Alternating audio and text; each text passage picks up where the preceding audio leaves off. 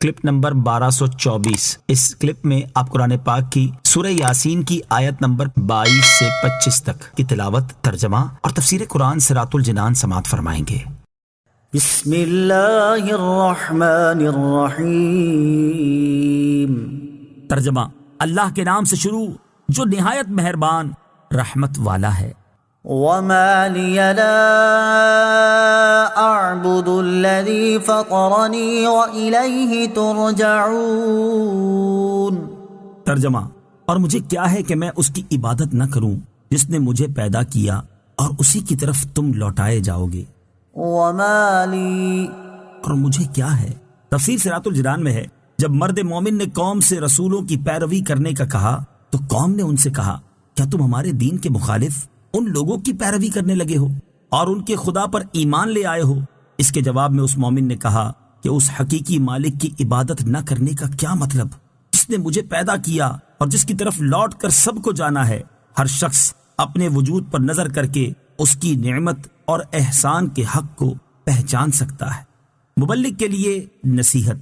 اس آیت سے معلوم ہوا کہ کسی کو وعظ و نصیحت کرتے وقت ایسا انداز اختیار نہیں کرنا چاہیے جس سے وہ غور و فکر کرنے کی بجائے نصیحت کرنے والے کی مخالفت پر اتر آئے۔ جیسے یہاں اس خیر خواہ مومن نے قوم کو یہ نہیں کہا کہ تم گمراہ اور خطا کار ہو، تمہاری سوچ غلط اور عقیدے میں خطا ہے، بلکہ یوں کہا کہ اللہ تعالیٰ نے مجھے پیدا کیا ہے اور یہ اس کے حقیقی معبود اور عبادت کا مستحق ہونے کی ایک دلیل ہے، تو اگر میں اس کی وحدانیت کا اقرار نہ کروں اور صرف اسی کی عبادت نہ کروں تو یہ میری ناشکری، احسان فراموشی اور میری خطا ہے۔ یوں اس لیے کہا تاکہ قوم اس بات پر غور کرے کہ اگر اللہ تعالیٰ کی وحدانیت کا اقرار کرنا اور صرف اسی کو عبادت کا مستحق ماننا غلط طریقہ ہوتا تو یہ شخص اپنے لیے اسے اختیار نہ کرتا، کیونکہ انسان اپنے لیے ہمیشہ صحیح چیز کو ہی اختیار کرتا ہے۔ اس کے بعد انتہائی لطیف طریقے سے قوم کو اس کی گمراہی پر تنبیہ کی کہ مرنے کے بعد جب تمہیں دوبارہ زندہ کیا جائے گا تو اس وقت تمہیں اللہ تعالیٰ ہی کی بارگاہ میں لوٹایا جائے گا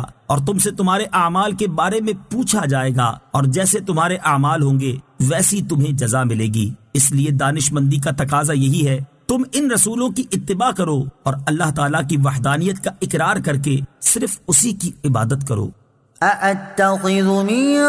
دُونِهِ آلِهَةً إِن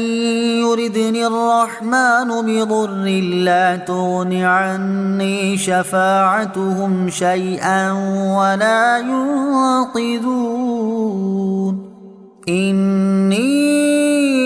إِذًا لَّفِي ضَلَالٍ مُّبِينٍ إِنِّي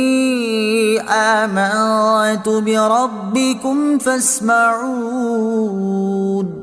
ترجمہ: کیا میں اللہ کے سوا اور معبود بنا لوں کہ اگر رحمان مجھے کوئی نقصان پہنچانا چاہے تو ان کی سفارش مجھے کوئی نفع نہ دے اور نہ وہ مجھے بچا سکیں؟ بے شک جب تو میں کھلی گمراہی میں ہوں گا، بے شک میں تمہارے رب اللہ عز و جل پر ایمان لایا تو تم میری سنو۔ أَأَتَّخِذُ مِن دُونِهِ آلِهَةً، کیا میں اللہ کے سوا اور معبود بنا لوں؟ تفسیر صراط الجنان میں ہے، اس آیت اور اس کے بعد والی آیت کا خلاصہ یہ ہے کہ مرد مومن نے مزید یہ کہا، کیا میں اپنے خالق اللہ تعالیٰ کو چھوڑ کر ان بتوں کو اپنا معبود بنا لوں جن کی بے بسی کا حال یہ ہے کہ اگر رحمان عز و جل مجھے کوئی نقصان پہنچانا چاہے تو یہ بت مجھے کوئی نفع نہیں پہنچا سکتے، کیونکہ انہیں سفارش کرنے کی اہلیت اور اس کا حق حاصل ہی نہیں، اور نہ ہی وہ خود اپنی قدرت اور طاقت کے ذریعے مجھے اس نقصان سے بچا سکیں گے۔ اور بتوں کا عاجز اور بے بس ہونا اس بات کی دلیل ہے کہ بت عبادت کے مستحق ہرگز نہیں ہیں، اور اگر میں اللہ تعالیٰ کی بجائے بتوں کو اپنا معبود بنا لوں جب تو بے شک میں کھلی گمراہی میں ہوں گا، کیونکہ عاجز اور بے بس بتوں کو اس خالق کے ساتھ شریک کرنا جس کے علاوہ کسی اور کو حقیقی قدرت حاصل نہیں، ایسی گمراہی ہے جو کہ کسی بھی عقل مند سے پوشیدہ نہیں۔ اس سے معلوم ہوا کہ جھوٹے معبود بت وغیرہ کسی کی شفاعت نہ کر سکیں گے، اور اس سے پتہ لگا کہ اللہ تعالیٰ کے وہ محبوب بندے جن کو شفاعت کا اذن مل چکا ہے وہ ضرور شفاعت کریں گے۔ انی آمنت بربکم،